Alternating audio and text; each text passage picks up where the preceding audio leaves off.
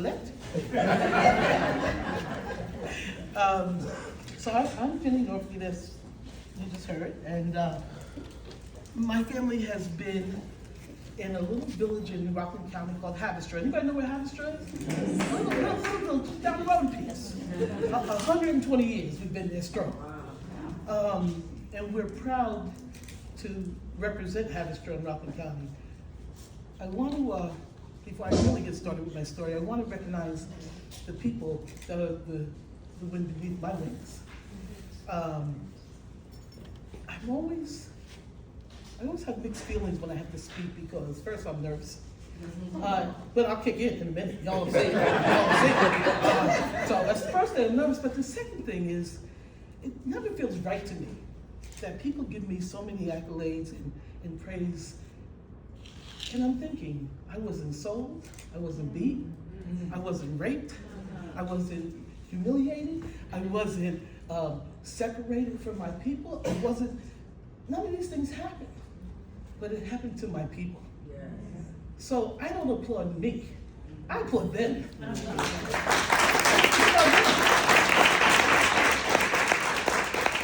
And the other thing is, I am never ashamed to be able to say publicly that if it wasn't for our God, you know, in this time, people don't want to send their kids to Sunday school and stuff, but we needed that foundation, and we still do. Yes. And boy, do we need it now. Amen. So when people are talking about taking us out of history and things like that, Andrea, who you'll meet later, and I, we get to speak to roughly around 60,000 children. And I have a challenge for them, so I have the same challenge for you. I have a few $100s in my pocket, and I asked the kids, everybody knows how you bake a cake, correct? Yes. Anybody want to win some money? Yes. Okay, all right, well, if you can do this, you got it. So I asked the kids, when your mom bakes a cake, is it, and she puts the eggs and the sugar and the oil, she mixes it all around and bake it, is it possible to pull the eggs out? Come on now, I got some money. What, you said the answer is no? It's not possible. It is not possible to pull Black history out of American history. It is absolutely impossible. Because from the time you wake up to the time you go to bed, and even while you're sleeping, it was a Black invention that you're touching. So much to the point that I asked Jackie, who you'll meet later, I asked her, she said, you want something from the store? And I said, yeah. And we were teaching the kids, and I was teaching them that we weren't even allowed to eat vanilla ice cream only once a year. That's right. But we were such a remarkable people, so resilient. We came up with butter pecan. and I love it. So it's just amazing that no matter what you do to us, we make it happen. You throw out stuff, we make it soul food. Okay? You take away our drugs, we beat a garbage can. You cannot hold us down. So have no fear about whoever sits in the White House. Because from my house to your house to the White House, we're here. And we'll be here. Okay? Now, let me get back to where I'm really trying to go. My group, HAC, is comprised of people who were from Haverstraw, we go to church together, and have a love for making sure that our history never ever is invisible again. The history that I'm going to take you through, the journey I'm going to take you through, is a 400-year journey. And as God would have it, I left New York in 2000, moved to Douglasville, Georgia. Okay? Had no idea what I was going to find. I saw so many people look like me doing it right now. I was just so happy. Okay, I'm just so happy. I just loved it. But then, in 2005, and my witness is sitting right here, my grandson's here, I was minding my own business, living my best life, y'all. Okay? Away from the snow, away from New York taxes, away from the noise, just living my life. And God redirected me to come back to Haverstraw, to build this home for my mother. Now, we knew this home as just a house in my years and in my mother's years. But little did I know that the house I knocked down was the original slave church built by slaves and free, right there in Haverstraw. So the whole journey starts with this story. 39 Clinton Street, that was the original church right there. Oh, ahead of myself. Excuse me, can HAC stand up? I'm sorry. So I can acknowledge it. These are my team members.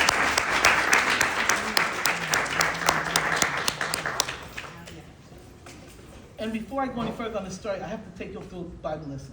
So I'm going to excuse myself. I promise I will not take collection. But I'm going to excuse myself because I was raised by a AME Zion pastor. And, what's the right way to say this? My father was rather worldly. Okay? So I have the ability to pray for you or knock you out. Okay? But, and the other thing is, you will see that I have both personalities, so I could go either way, okay, when I'm telling the story. But Gideon, when I learned the story about Gideon, and Gideon was going to war, he wanted to have these men, and God said, nope, you know, too many men. He got it down to a number that he was pleased with. The odds were against him. And I liken that story to HAC. When you start the race, you start with all these people, rah. But when people know that they have to sacrifice, boy, they're not willing. Yes. And please don't ask us for no money. Okay? Y'all know I'm telling the truth. Yes. Okay? So HAC, what I had to tell my group was, less is better. And God is able to move with minimal. Yes. And I'm going to tell you that we have less people. We have a third of the group. And we've been able to do 10 times more than we have the big group. Because some people just want to ride. Okay? So now I'm going to take you to the story.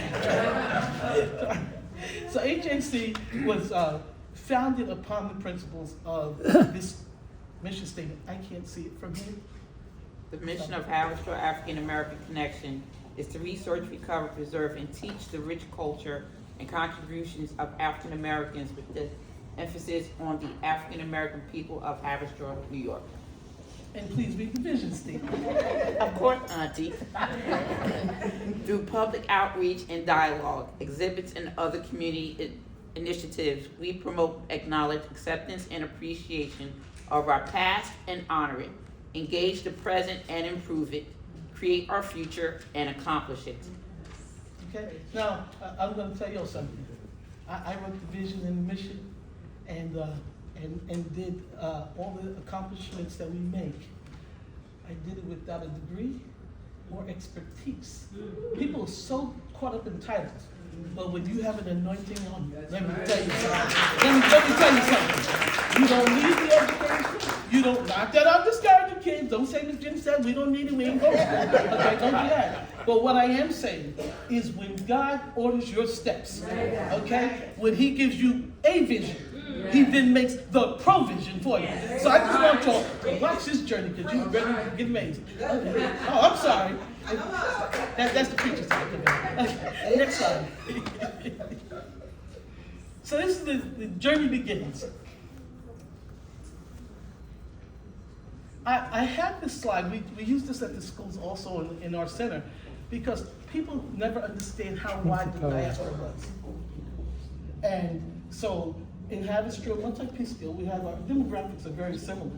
It was important that I teach other people, or people of color, or brown people, that we're all in this together. That's right.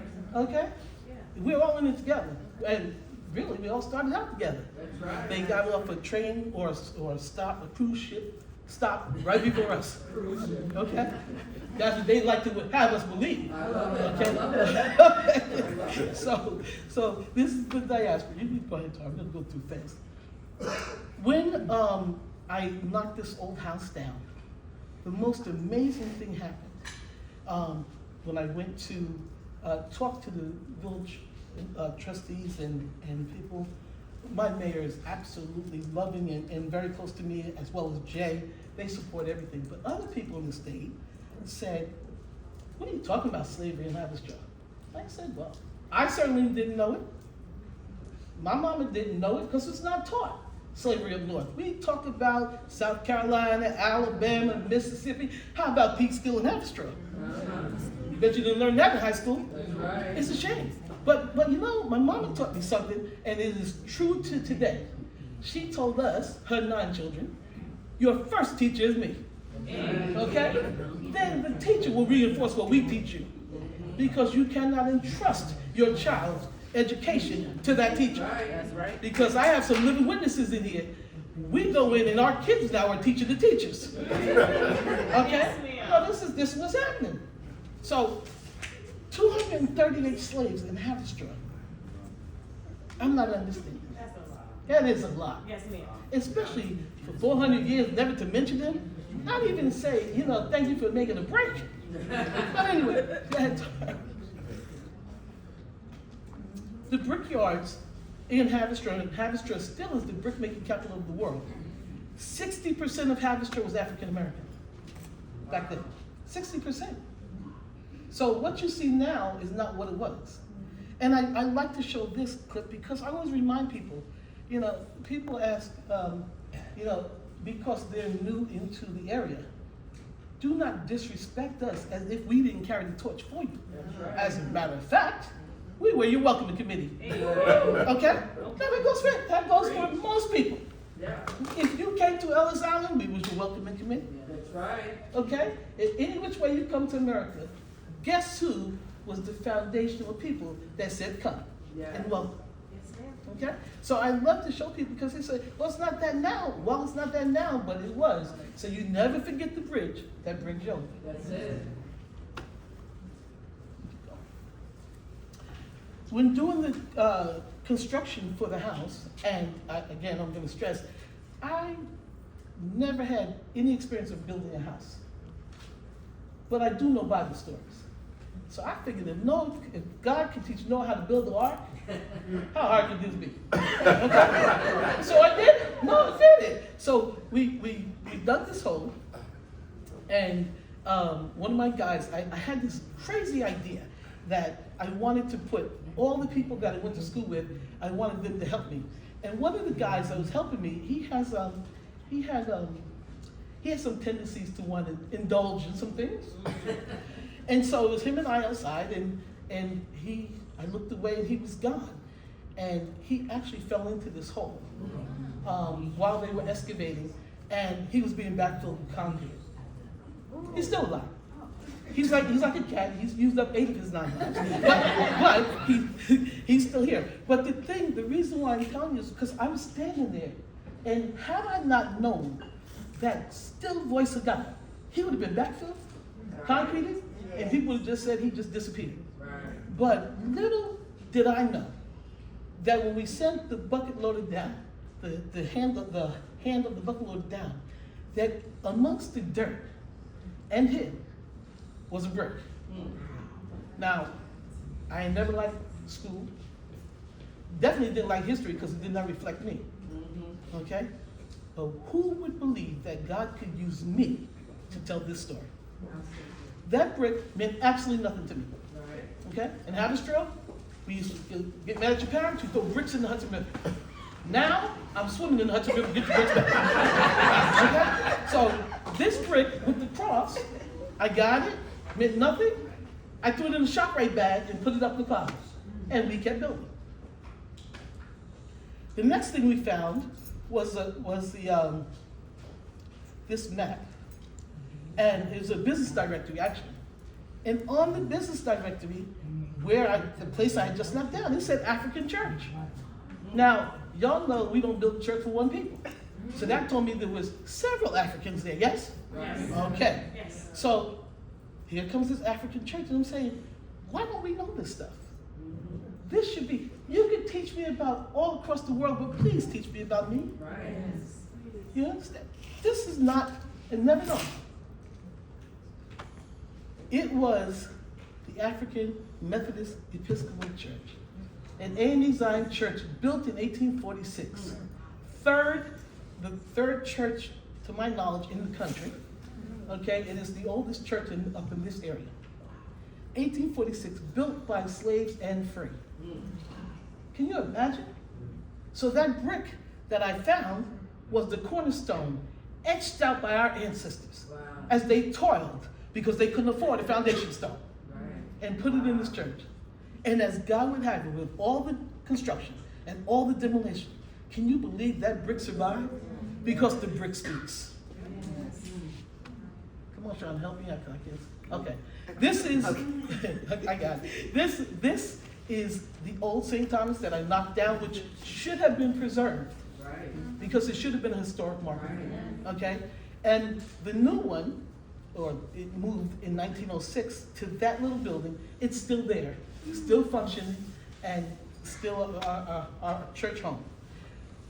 In 1906, when the church sold that brown house, is because in 1906, Haverstraw had something called the Great Landslide. Did you guys know that? In New York, there was a great landslide. A third of Haverstraw fell into the water. Okay? And so the first thing that happened is the Central Presbyterian sold their church to the black folks, and the black folks ran to West Street. It's true. Because they thought it was going to continue to fall in. And then they ended up selling the church to the Watkins family, and then I bought it from the Watkins family.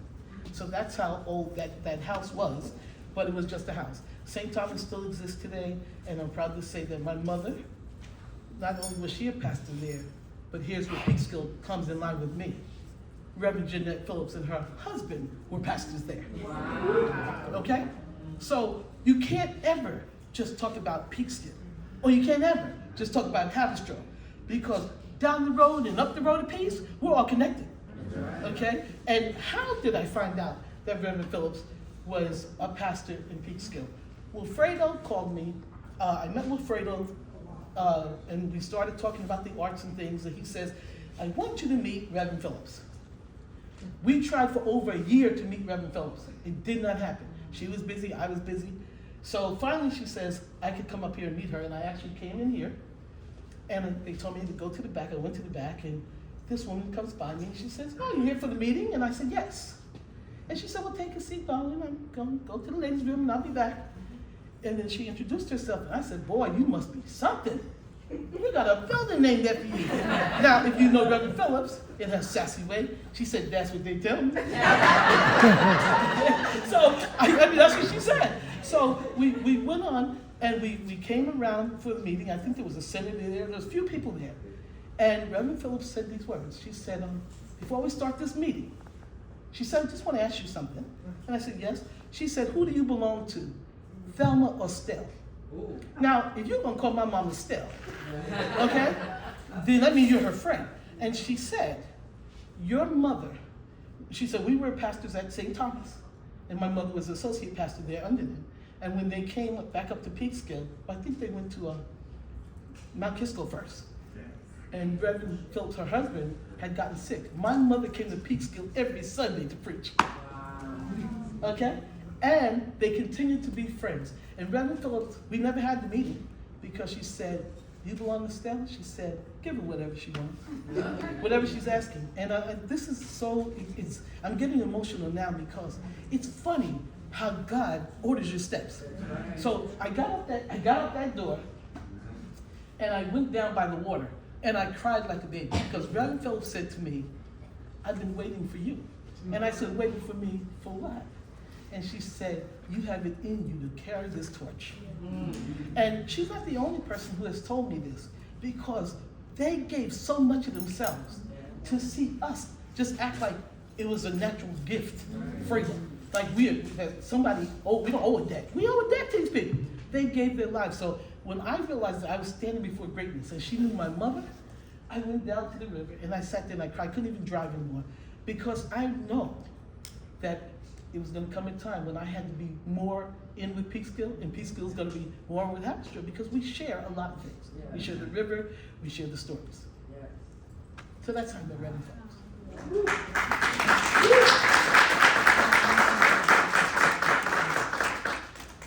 So Haverstraw has some other things. As I'm learning to discover myself and learning how to get the story straight, we found out that according to the Book of Jazz and Willie the Lion Smith, the first place jazz was ever heard was in the brickyards of Haverstraw. I didn't write that, y'all. That's what he says. And, I'm not going to argue with New Orleans. We could be first and we could be second, but we know we were creating things in that brickyard. The bold part? Beyond bricks. Just the bold part. Okay. At one point, Feather asked Smith where jazz began. The Lion confidently answered that jazz was first played in the brickyards of Haverstraw, New York. Okay?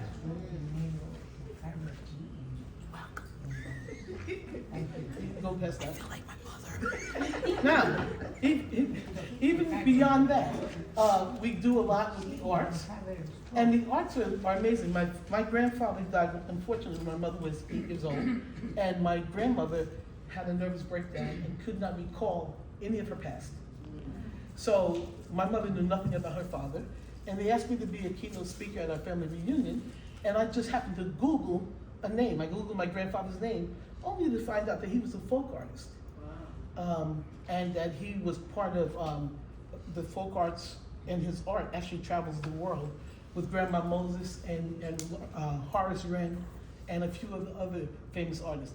And for the first time, Jackie came with me, I saw it in person.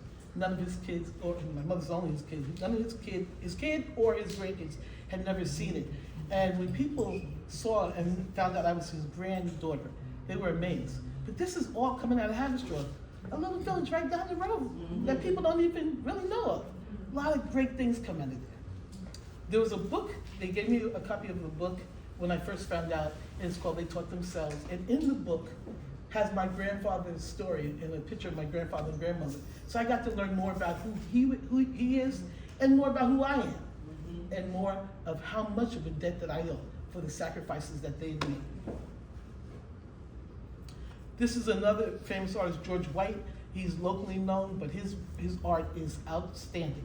And the good thing about George White is he gave so much back to the community that he would charge 5 cents for your kid to spend Saturday with him as he taught them how to draw and stuff.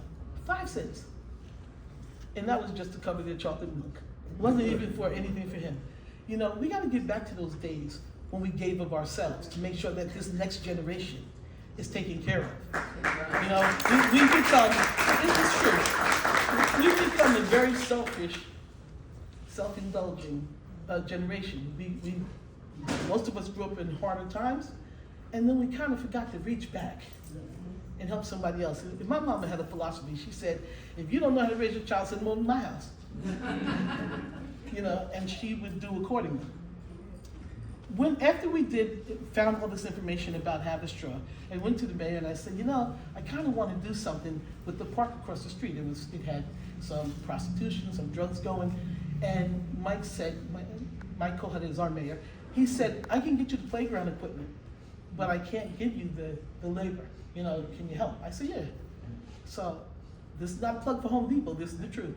I went to Home Depot and I stood at the customer service desk. And they said, lady, what do you want? I said, I need help. They made me stand there for a couple of hours. Finally, the manager came. He said, what do you want? I said, I need help. I need some help to build a park. And he said, okay, if you'll just leave, for every volunteer you get, I'll give you a Home Depot employee. My first call was to Chief Charlie Miller, head of Haverstraw Police Department. I said, I need every inmate you got and everybody that you arrested at the parking station.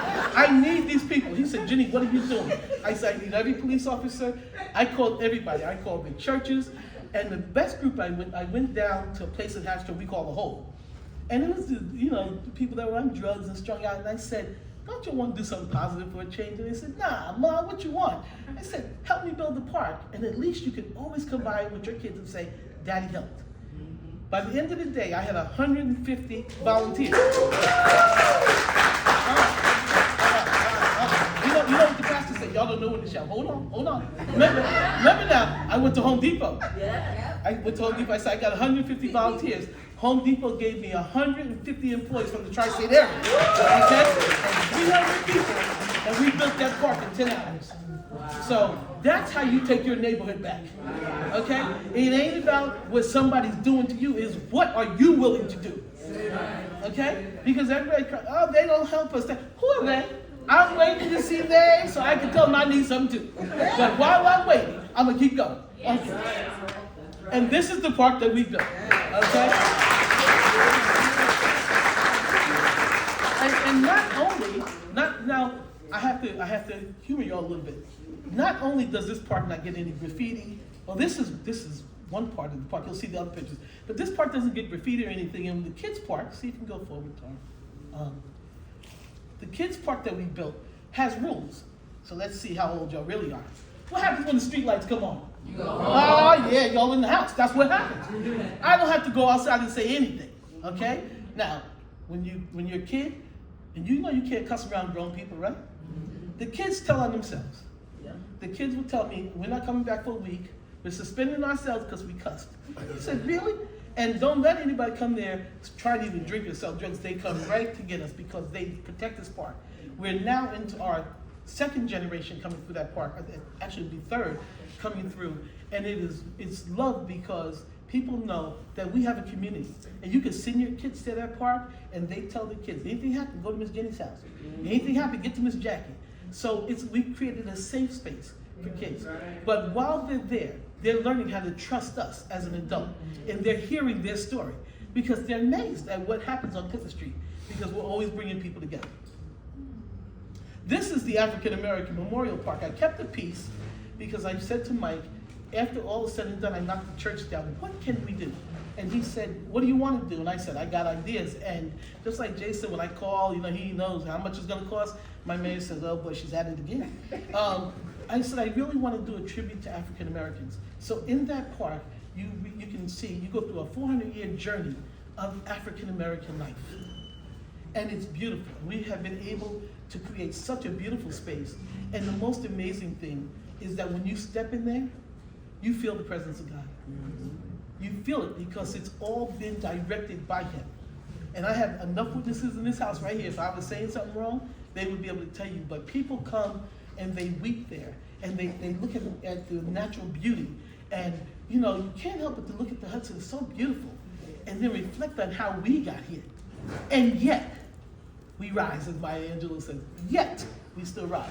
So that park is there. Hold on. Okay. I'm going to talk real fast now. Okay? The park is there, and all the statues that you see around, all the cutouts, are all statues that have been in the park or are in the park. So, and in the middle of the park, there's an inlay, and it's in the design of a cross that tells you all the birth of the churches in Haverstraw, and then family members' names all around. So they will never be forgotten. Okay. This happened, we had a River Arts celebration, and a young man came, and he wasn't coming to see me, he was coming to learn more about the bricks, and I saw him, and he literally went into the Hudson and welded this piece for that park, and it's called The Ghost of the Bricklayer. And this piece welcomes you into our park. He said, if people have never honored you guys before, it is my honor. And I'm gonna pause right here, and I don't care if I go over time. I have to pause right here. Because of this reason. People say, she deals with white people, or she deals with this and she deals with that. Well, there's a whole lot of good white people on there. Yes. Okay? And they've always been. We focus on the ones that did things instead of the ones that help us along the way. Now this young man, he didn't have to do this, but he thought enough of us. He was bearing the burden with us that he said, I want something to welcome anybody that comes here. Go ahead. This piece, you guys had it. Y'all had it minus my mama's body. Okay? So you had a traveling beacon of hope. Well, I'm here to tell you, my people down the road of peace and the governor made sure that, the governor made sure I got the piece because she asked, with all the work I'm doing, what could she help with? And Jay and Mike and the legislators, everybody helps to make sure that the vision comes to pass. So I thought it was very fitting to design Harriet standing on the word. Because if Harriet Tubman, who could not read or write, never heard about the God of Moses, she may not have believed she could go. But Harriet said, I believe that I was born to be free. And so she stood on God's promises. And so we make sure that when people come, that they understand that that's why it's there. And it will always be there.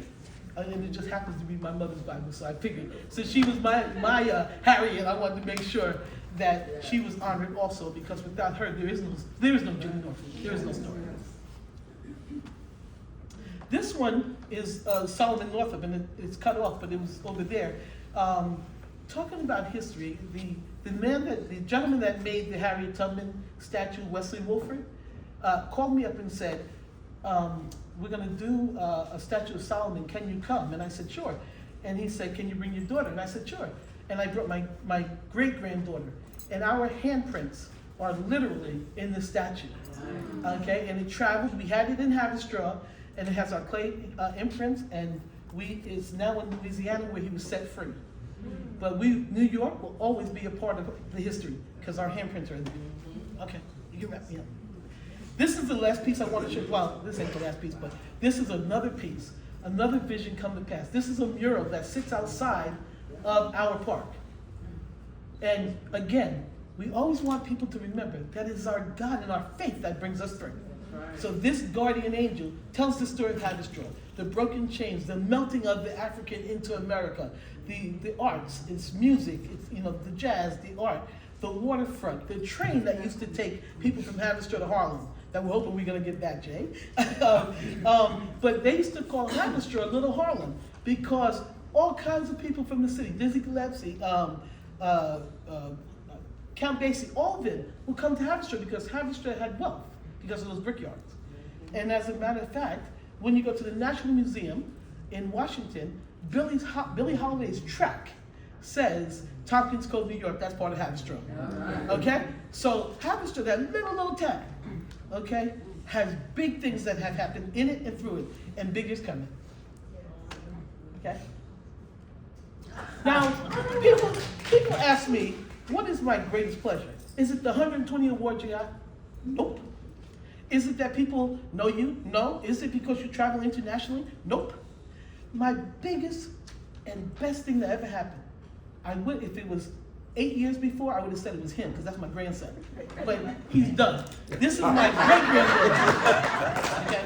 This is my great-granddaughter, and a very quick story. She came to me, and she lives in Atlanta, and she said to me, Gigi, she said, we're celebrating Black History next month. And I said, yeah. And she said, what does that mean? What's that all about?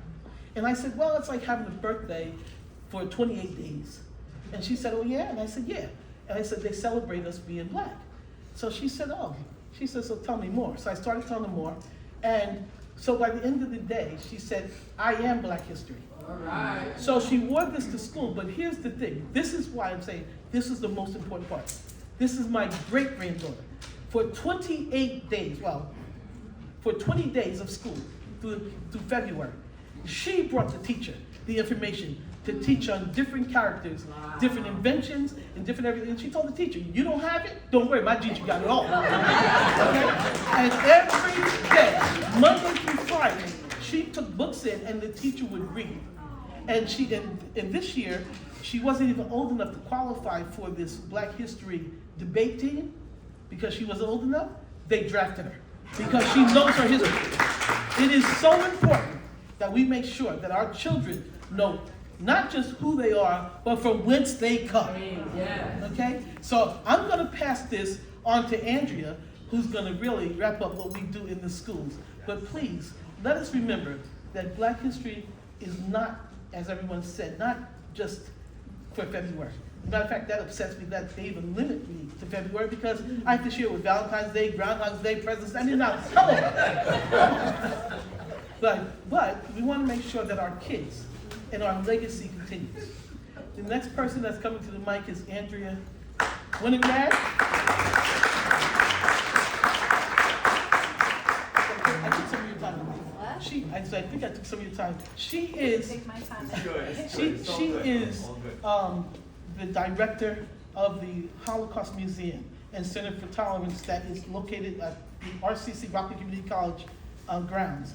Andrea and I met, and it was a sisterhood right away because we share a lot in common because Jewish people and Black people walk in a lot of common grounds. And she made a way for me to create a museum within the Holocaust Museum. So when people come, they don't just learn the Holocaust, but they also learn slavery. And she'll even tell you,